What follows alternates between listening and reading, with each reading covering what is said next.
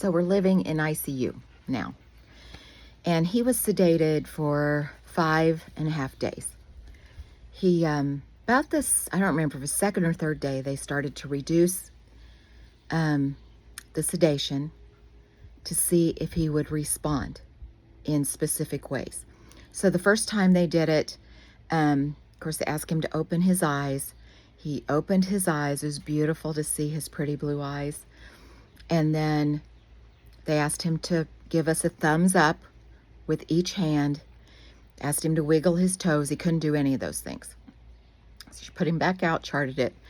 The next morning, she did the same thing. She reduced the sedation a little bit more. So his eyes came open quicker.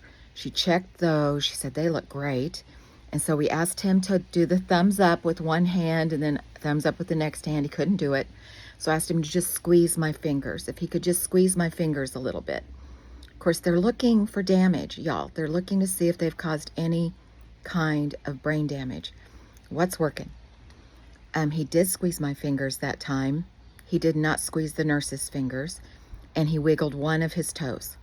Progress. So that night, she did it again. Late afternoon, she did it again. This time he squeezed both hands and he wiggled both toes. She was really happy with that. The next day they did the same thing and had much better response. And she told me, she said, now he's breathing on his own. He has been breathing on his own this entire time, which is a really good sign. So the tube has not been breathing for him. It's just been giving him some extra oxygen. And there just in case. She said, but all of his breaths have been on his own.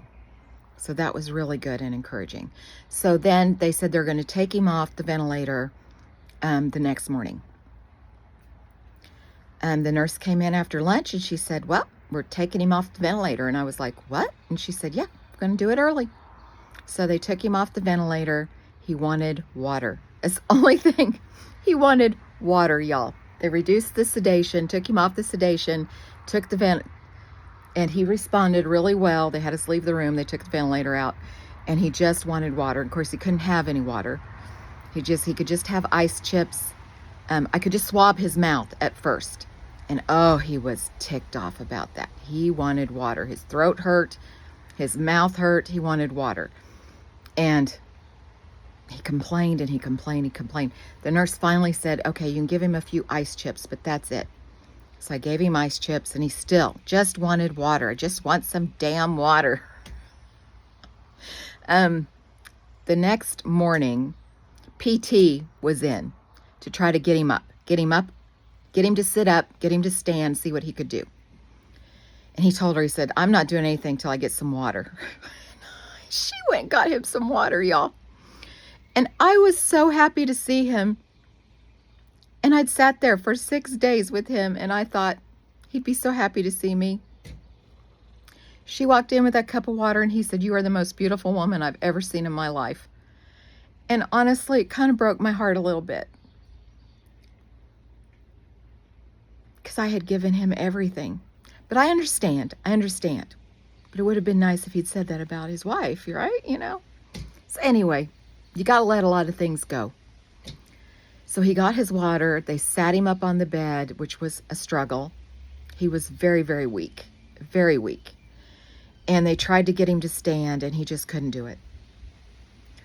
The next day went a little better. He did stand up. They got him to take 2 or 3 little steps and then back to the bed.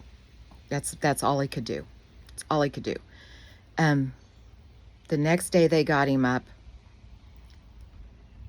He stood up and he walked to the door of the ICU and back to his bed. They told him, as soon as you can get up and walk and do well and you're responding well, we're going to take all this stuff out of you and we're going to move you to another floor. So they came back that evening to see what he could do. And he did the same. She's like, this is really good. He's doing really good. And he got to start he still had a feeding tube in. They finally took the feeding tube out, I think that day, when they got him up and he was walking pretty well. I think they took the feeding tube out. They took all the crap out of his neck. They took the PICC lines out of his arm. And it was a lot of stuff, y'all. It filled up a trash can, everything that came out of him. It was amazing. I got pictures of all of it because I was floored at how much stuff was in my husband. The feeding tube was the biggest thing, y'all. They gave him a feed that was horrible. They say nutrition. It was not nutrition at all. My daughter, he was having constant diarrhea, constant battles of diarrhea. They had to put a tube in his butt because he had so much diarrhea. And my daughter finally went over and read the ingredients on it. She said, Mom, Dad can't handle any of this stuff. I said, what is it? Corn syrup, #1 ingredient. Canola oil, milk, sugar. It was just a lot of crap. It was nothing good for you. Soy. And I went out and got the nurse and I said, here's the problem with the diarrhea. First of all, he's never been able to digest sugar. And corn syrup isn't good for anybody. I said, isn't there another option? And he said, let me call the nutritionalist. So we had a male nurse that day. And he said, let me call the nutritionalist. Nutritionalist says this is the only option. This is what he needs so he doesn't lose all of his muscle. I said, well, it's not nutrition. There's got to be something else. And he said, well, there's really nothing else. This was Friday. She said there's nothing else. Shift change, we got another male nurse. And my daughter was explaining to him what the problem was because he was dealing with all this diarrhea. And he said, you know, we have a weekend nutritionalist that will be here. I'm going to message her. He messaged that weekend nutritionalist. She came to the room, y'all, with an armful of options. And she said, we have 6 to 8 options for feeding tube. And she said, I understand your concerns about this. This is not our best option. Then I was pissed. And she said, what would you like to use? And she listed off a few things. She said, we do have one that is organic, pea protein, rice syrup, brown rice syrup. She listed all these ingredients that were not bad. Much better options. And I said, yes, try that one. She said, okay. She said, the problem with this one is it doesn't come in a pre-made IV bag. You have to actually open up these cartons and put them in an IV bag and then hang it. She said, it's a little bit of work and nobody likes to do it. She said, but this is the best option. She said, I'll be right back. And she left and she got those cartons. She filled up the IV bag. She put it in there. His diarrhea stopped within an hour, y'all. Completely stopped. He had no stomach cramps, no pain. He was so much better. I never wanted to see that first nutritionalist again because I was going to give her a piece of my mind. It's a good thing I didn't. The second one, she's like, I'm going to make a note in here. This is the only option he gets. And they just have to do it. And I said, okay, perfect. So diarrhea problem solved. He's up and walking, solved. Great. We are everything's coming out of him. All this stuff is coming out of him.